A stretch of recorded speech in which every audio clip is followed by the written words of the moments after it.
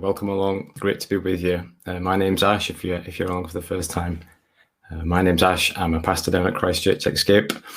You join us if you're joining us for the first time on Easter Sunday, Resurrection Sunday, where you catch us at the end of our series Resurrection Stories. I'm calling this last one. So remember this title. I'm calling it The Resurrection for Normal People. We're looking at the character of Peter, and Peter is one of these characters that's really relatable, and he's liked, I think, because he's relatable. We do a podcast as part of the church at Christchurch Xscape, and we ask a question. We ask people to name 3 characters from the Bible that they want to have a Zoom chat with, and loads of people say Peter, because they can relate to him. But as I stopped to think about this just the other day, this idea of relating to Peter, I started to think, isn't this the guy that chopped somebody's ear off? Didn't he grab a knife? Yeah, we can relate to that, right? Isn't he the guy that witnessed the transfiguration? Elijah coming out of the clouds? Yeah, we've all been there, right? We're just like him. But we are just like him.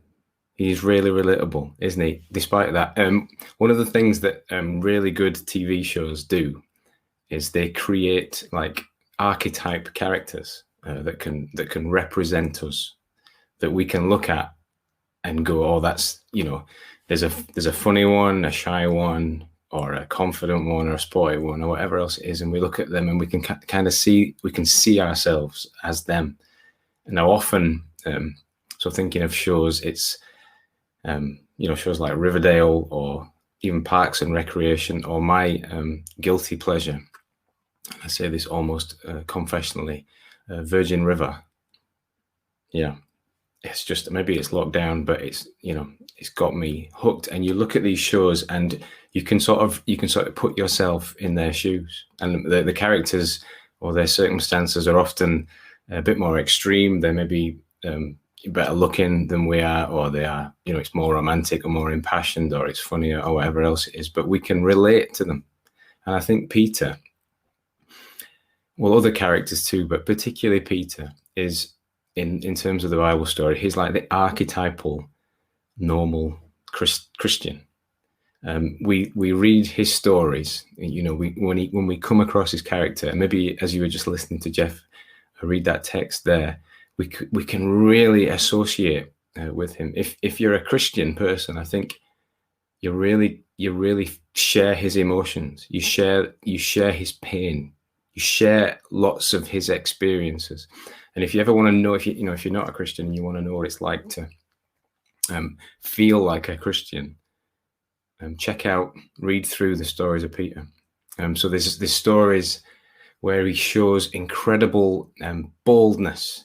He feels really sort of empowered and faithful, which we can associate with at times. So there's a story in the Bible where Peter is in a choppy sea, but he sees his Savior out at sea, and he's just empowered, bold and faithful, and he jumps out onto the water for a couple of steps. Don't really know how many steps, but then he sinks into the water. And as I read about that, as I consider that experience, I can relate to it so strongly.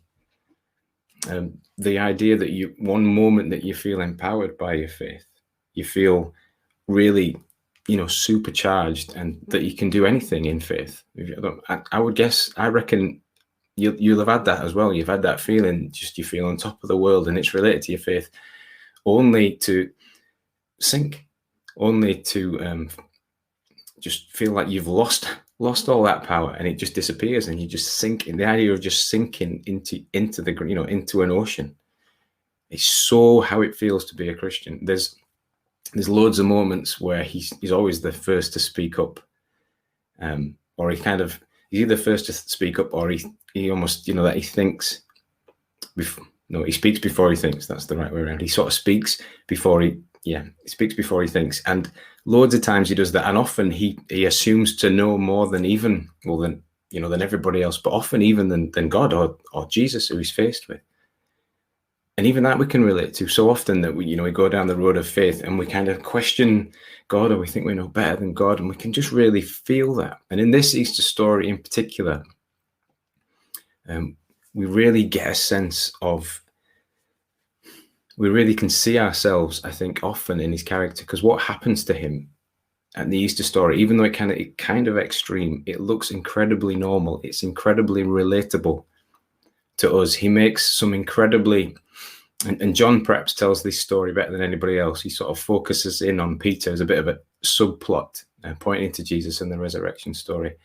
And he describes the way that Peter makes these sort of bold promises about never leaving or denying his Savior, like making these really confident, as is Peter's way. And then you sort of watch, the couple of chapters before the chapter that we're looking at just now, I think it's 19 and 20, you see the sort of desperate demise of Peter as Jesus really needs him. And Jesus, very graphically explained the way that he's headed on Good Friday. And Peter heads in the other direction and he denies his Savior. And you can almost see him unraveling, and his faith sort of unraveling, and you can almost feel him squirm because of the reality of the denial. And even though that's an archetype, he's an archetype of the normal Christian, we can really, maybe it's just me, but I reckon it's more than just me, that it's all of us, that we've had so many moments in our lives when we can, even when we've been emboldened, and yet when it comes to them, these moments that come along in your life, these sort of defining moments, defining Christian moments, when you can feel sort of the what it means to be a Christian is almost being ironed out, and you've got a chance to stand by Jesus or speak up for your faith or whatever else it is, in work environments, school environments, these different circumstances that we come across in life. And it just doesn't quite happen. We just shrink back. We shrink away. It's so normal. And the character of Peter is so relatable. One of the things that we've been considering as we've looked at these 4 resurrection stories is this sort of charge, or this assertion that Paul makes, that the resurrection, if it's true, becomes like a knife edge moment. It just changes everything. And he says it in it's 1 Corinthians verse 15. We sort of 1 Corinthians chapter 15 verse 14. We've sort of read it over and over again.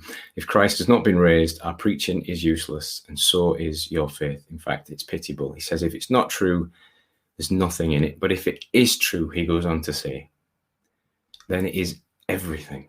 It is life-changing. It is essential. Every word is dripping with meaning and power. And we today, I would suggest today, I don't know if you've been on social media or you've got up and seen the sunshine and you've been thinking about the Easter story, or you've been singing along to those songs that the band just played for us.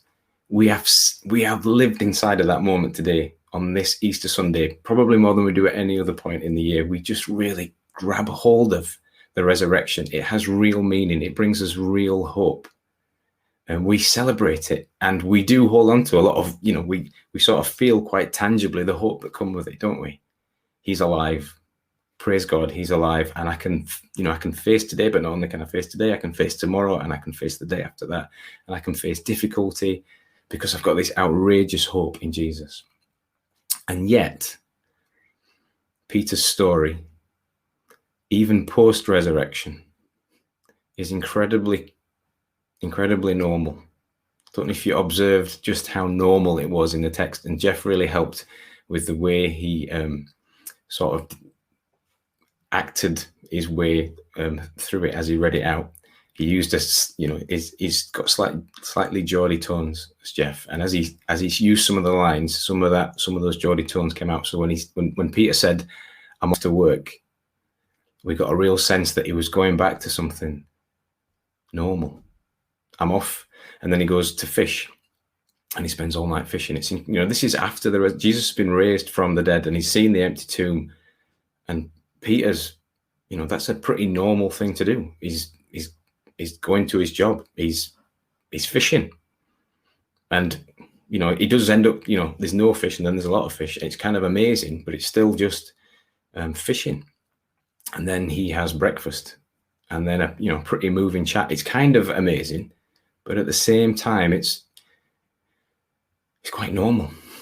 I think we can really sense what it's like to feel that. The idea that we live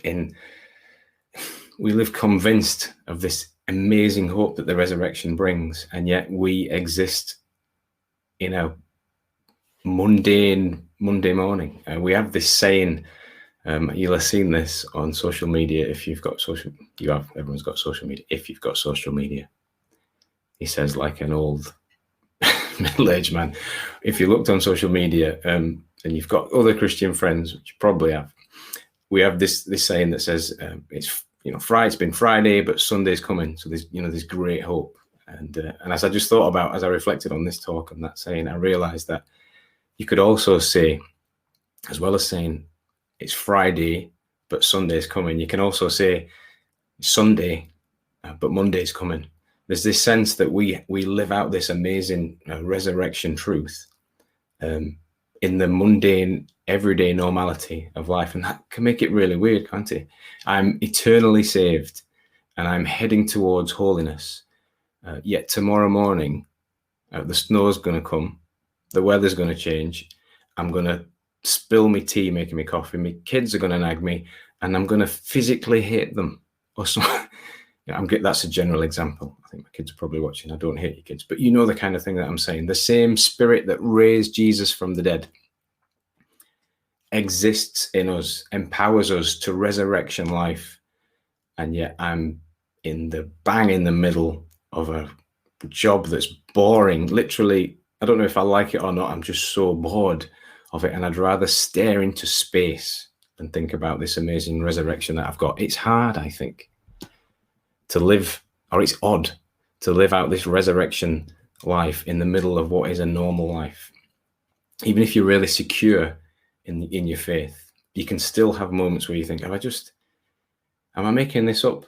Have I really got this resurrection life? And if faith is something that you're really, you're thinking about or you're wrestling with, then it might cause you to dismiss it altogether. So what I want to leave you with today, to reassure you really, are just three tips, three insights, that's better to say, three insights that I think Peter shows us in this reading about what the resurrection life can bring, even in the mundane and even in the normal.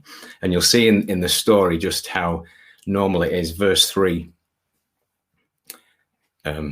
he's gone to work. I'm going fishing. You can imagine workmen like Peter saying that, I'm going fishing. It's so normal. And the commentators that I was reading say here that they think the disciples fled, they were running away. They were panicking. But I think it's a lot less dramatic and more normal than that. I think they were fishermen. They were hungry. They wanted something to eat. They wanted to do something familiar in the panic. It's very normal stuff. And it gets even more normal. I don't know if you've ever thought about this. Peter never seems to catch any fish unless Jesus is there. If he's ever on his own, he sounds like the worst fisherman you can ever imagine. Every time you read about him in the Bible, he's not catching fish. He's having an incredibly normal day. And then out of the blue, maybe a little out of the normal, maybe not actually, there's a voice on the shore and it's sort of banterful.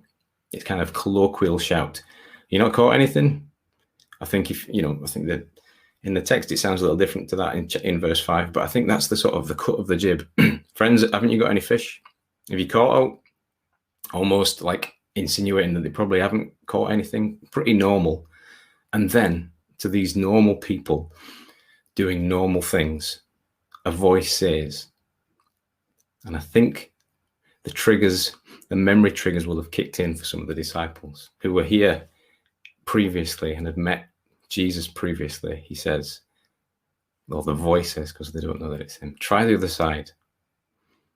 And they try the other side and they catch 153 fish, which is maybe not a lot for a fisherman these days, but in their boat, it's enough to tip the boat. It's a huge amount of fish. And when they see this huge catch of fish. And when they consider the voice that said, try the other side, even though they've been fishing all night, when they realize that they're going to have to take a step of faith and trust this voice from the shore, John pipes up and he says, or the penny drops and he says, it's the Lord. And as Peter carries, I don't know if you can see in the text there in verse 11, it's a lovely picture, I think. It's one of those moments where Peter gets to learn the lesson. He shows his enthusiasm as he always does. And when Jesus says, go back to the boat and bring some of the fish. And Peter's obviously the first one to go back because that's Peter.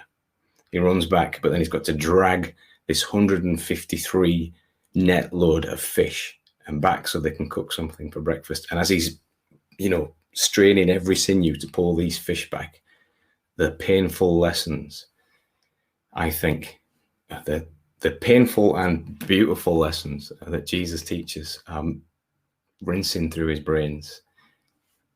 A disciple's primary calling, our primary calling, is care for people.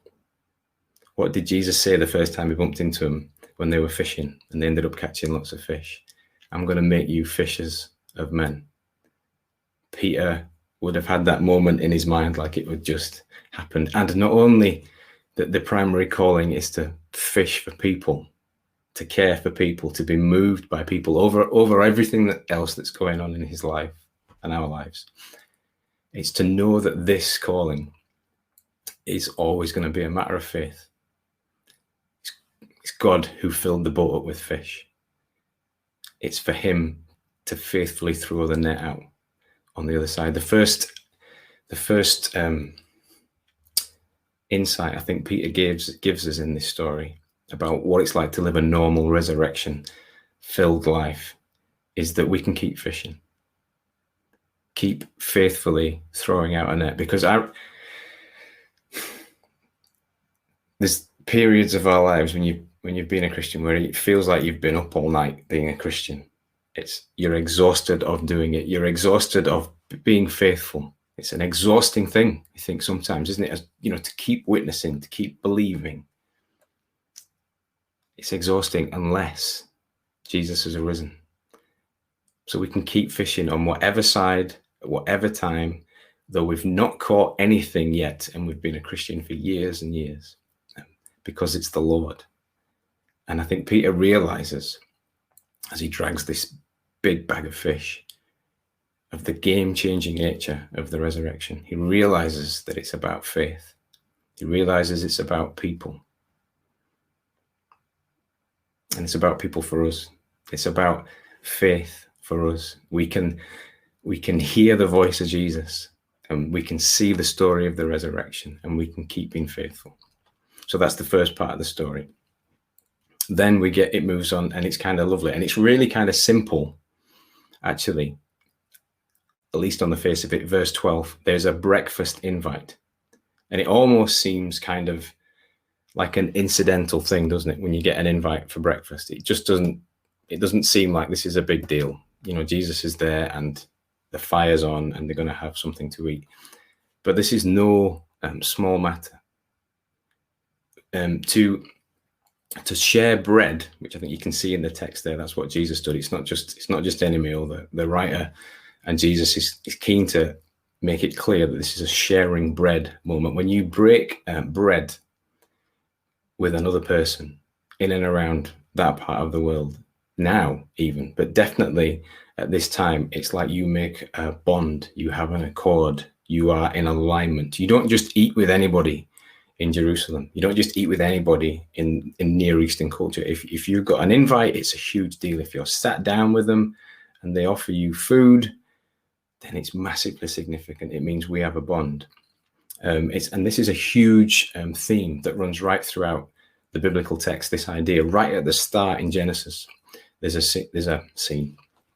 There's a text. There's a moment, because that's what it is. It's a text. There's a moment where Abraham shares a meal with what is God, and it's a covenant meal. And you look into that and you know that the promises made around that time are forever because of the nature of the meal, because it's a covenantal moment. and you skip right to the end of the Bible to Revelation. Revelation 4:20 most succinctly says it. There's a text, and it's Jesus speaking, that says, "Here I am. I stand at the door and knock. If anyone hears my voice and opens the door," and this is kind of like the idea of, becoming saved or salvation. He says, "I'll come in," which, that part of it we're familiar with. But it goes on to say, so I'm sorry I haven't got this text up, but you can check it out if you don't believe me. Revelation 4:20 says, "I'll come in and eat with that person, and they with me. We will have a union together so strong through your faith." It's a theme right throughout the Bible, and it's something we will enjoy on Tuesday night, and we enjoy in other aspects of our Christianity. We get the privilege of sharing this special relationship with our God. Communion, we take bread and wine, and it means that we are in accord with God. He has made promises to us that he's going to keep, and we are making promises to him that we're going to keep. So when Jesus says to Peter and the rest of the disciples, because let's be fair, Peter denied him, but everybody legged it. Everybody ran off. When Jesus says to these guys, "Come and have breakfast," he's not just saying, "I can see you're hungry." He's saying, "Well, you all betrayed me." And Peter in particular, you said that you loved me and you'd do anything for me, but I've forgiven you. Come and have breakfast with me. We've still got an accord. As Peter goes through this experience where he makes these incredible, bold promises to his rabbi, to his savior, and he tries to go through the resurrection story with him, doesn't he? He's with him for the 3 years, and he says, just outside of Jerusalem, just on the way to the cross, "I'm not going to leave. I'm going to go with you all the way." And the reality of facing up to that cross, of going where Jesus went, it was too much for him, and he failed, and he denied him, and he shared that. We share that feeling that he had, where he just squirmed and his faith dissipated and it wasn't quite big enough. And yet, because of the resurrection, Jesus says to him, "I'm cooking breakfast for you. Come and sit down with me." Peter has this moment where he gets to, and you can see in the text, about verse 12 it is, that nobody speaks. It's not like a breakfast in our house, but there's cereal flying everywhere, chaos, lots of chat. And this breakfast is silent. It's awesome, reverential fear, because of the resurrection, they have realized who God is, and they have this moment of hairs on your back standing on end, of just complete awe. I overuse the word awesome. It's Martin Phillips' fault. For those of you that goes to Christchurch, he always says awesome. He's set me off saying it. But the awe that these disciples feel in this moment, it's real awe. This is what we have. Even in Ponte and Cass and West Yorks in 2021, under this pandemic, we have moments of spine-tingling awe, because Jesus was raised from the dead, and he says to us, "Come and eat with me." And we sit there, and I imagine Peter still squirming, but just completely bowled over by the privilege that it is to still have an accord with this man, to still have a relationship with this man Jesus, to have a connection with the raised Savior. That's the second thing that's our privilege. And the last thing, we see it in this fairly well-known conversation at the end. And it's a really lovely conversation. Verse 15 to 17, I'll just read it out. When they'd finished eating, Jesus said to Simon Peter, "Simon, son of John, do you love me more than these?" "Yes, Lord." He said, "You know that I love you." Jesus said, "Feed my lambs." Again, Jesus said, "Simon, son of John, do you love me?" He answered, "Yes, Lord, you know that I love you." Jesus said, "Take care of my sheep." And he says it again the third time, "Simon, son of John, do you love me?" This conversation, I would suggest, I reckon, is one that Peter wasn't capable of having a couple of weeks ago. In fact, you might say he wasn't capable of having it before he met the risen Jesus. You know, great as he is, and heartfelt as he is, and motivated as he was, you know, sort of brilliant as he was maybe just too certain of himself, or too headstrong, or too faithless. You think about loads of times when they sort of headed in this direction, Peter would say things like, "I'm never going to leave you. I'm never," you know, there would be this sort of robust, resolved response. And he wouldn't open up, and he wasn't able to see himself. He wasn't able to really see himself, and he wasn't able to really see Jesus. But because of the resurrection, because of that resurrection journey that he had with Jesus, because of what he'd seen, because of who he'd found out that he was completely undone. He was broken. He was made honest. He knew real awe. And this conversation, I think, for this sort of, I don't want to stereotype him too much, but you know, this probably bearded butch fisherman has a conversation that reaches into the root of his convictions.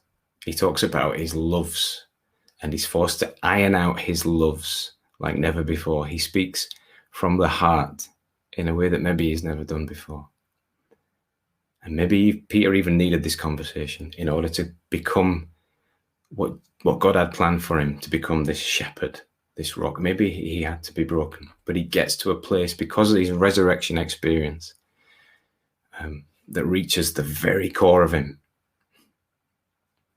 This is, even in 2021, this is what the resurrection does for us, or it can do for you if this is something that you're thinking about. It can open you up. It shows you yourself in a way that you never thought possible. You stare for a second at that cross and believe that somebody might just give their life for you.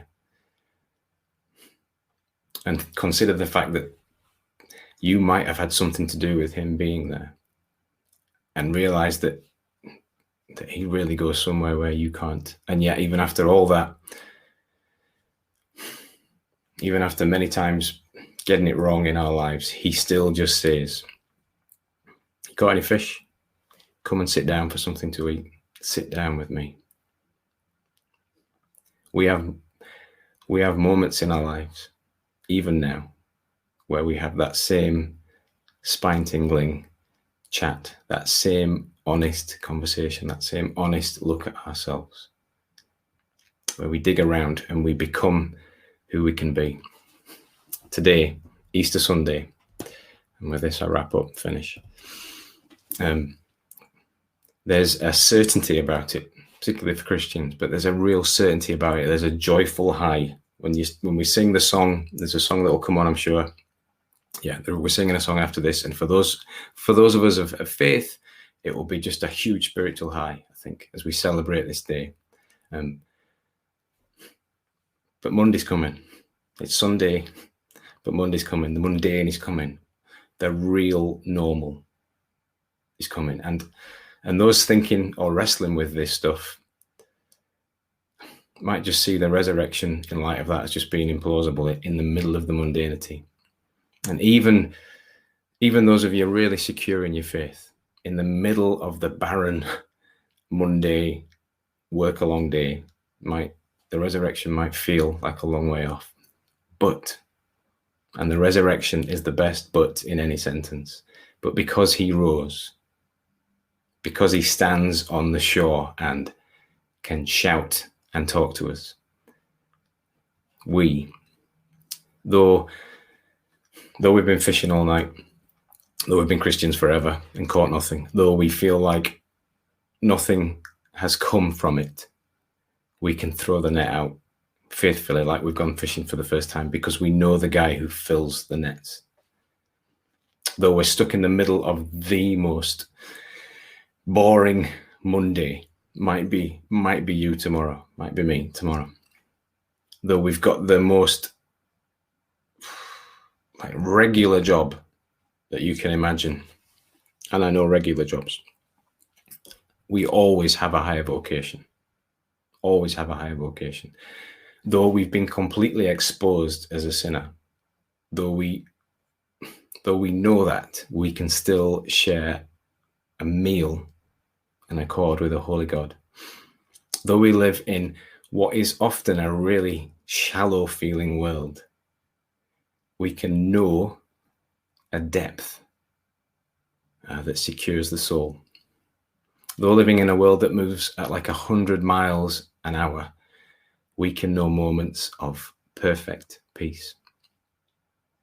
To those of us still out on the boat, he shouts, keep fishing, try the other side, be faithful. Do you recognize my voice? Come and have breakfast with me. Let's talk so you can become who you were created to be.